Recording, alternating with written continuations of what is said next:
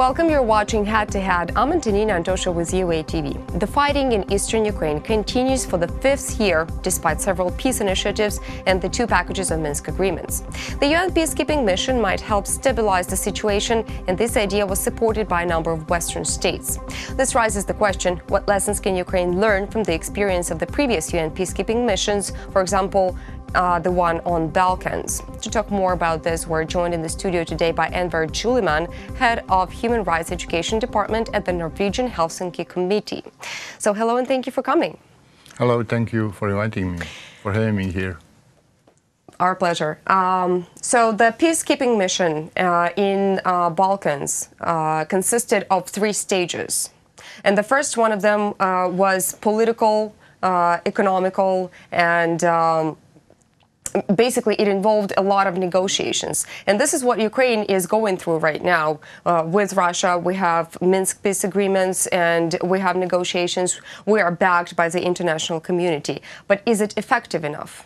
Because from the experience we have about the peacekeeping mission on Balkans, it wasn't effective enough. Maybe it looks like that it was not effective enough, but we have peace in Balkans in the last 20 years, and this is a result in itself. On the other hand, emergent negotiations without international community.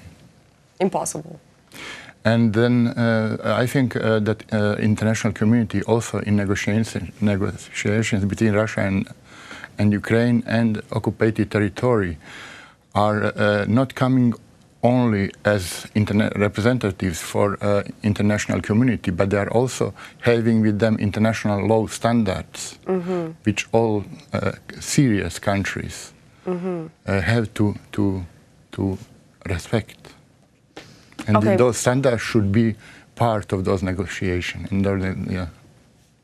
Apart from attracting the international community, what else can Ukraine do, coming from the experience of the UN peacekeeping missions in Donbas, in Balkans, what can Ukraine also do in order to put more pressure on Russia and restore peace in the east of Ukraine? So I'm not an expert in peace building. I'm an expert in education for peace. But my advice would be that Ukraine should respect and follow up international laws when it comes to future organizing of the state, when it comes to future rights of individuals and groups of the people. What about increasing the armed forces part in the conflict? Would it be effective, or should we just stick to the negotiations part at this point? Well, I don't think that more army will contribute to solving of the problems. I think that we should now also think about future rebuilding of relations and trust and reconciliation, because this time have to come. So it's now we have to be careful and not produce more pain and more suffering to each other in the name of future some existence and new relations, because we will never be able to build relations between us also here, between Russia and Ukraine, as it was before. It has to be like new relations. Speaking of future, let's imagine for a second here that the conflict is resolved and the peace is restored in the east of Ukraine, but still we would have a long way to go, meaning the demining of the territory and rebuilding the relations in between Ukrainians themselves, because right now, let's be honest, the nation is kind of divided. What should we do in this matter? So, in the future, one of most challenges will be to rebuild the country and rebuild the cities which are destroyed. But what will be more challenge, how to build people, self. What is your recommendation on that? It's really hard to rebuild the relations between people. You, as an expert on peace education, what would you recommend? Well, first, it's not only rebuild relations between people, but rebuild individuals and as themselves, whose lives are destroyed by the war, by the conflict. But when it comes to relations between people, then it should be invested in reconciliation, in history, in culture, in language, in sport, and so on. And then it should be needed to invest a lot in education, because, you know, conflicts, wars, they start first in schools, in books, on universities, and even in media. And there we start also with making peace and new relations. So we need our people, both in Russia and in Ukraine, need also another knowledge which will take us to peace. And we need, like, as you said, 7 years. No, we need these people now. People who will be icebreakers right now. I often meet this question here in Ukraine. You know, isn't it too early to talk about rebuilding of relations and trust when we are still having war here? Yeah. And my answer is always, it's never too early to start to rebuild reconciliation, rebuild relations. We cannot wait the date of signing the agreement, peace agreement, to start with work with rebuilding of trust. And if you have time, I would like to share with you one story from Sarajevo. Sure. If we have time. Sure.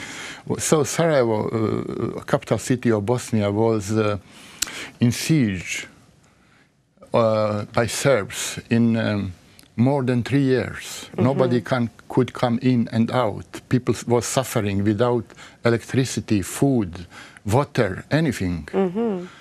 And people in Sarajevo, after all, start really believe that there is no hope. And they saw Serbs like not human.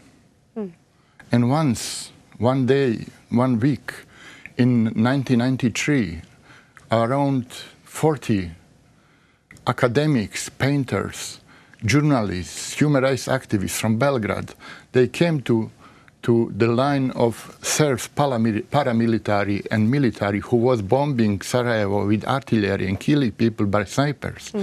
They risked their own life and to be killed by their own people, by Serbs, because they was seen like traitors. And they came in Sarajevo to support civilians in Sarajevo at this moment. And for us in Sarajevo, it was, first of all, that we understood that there is another Serbia, not only evil Serbia, but there is also another good, human Serbia.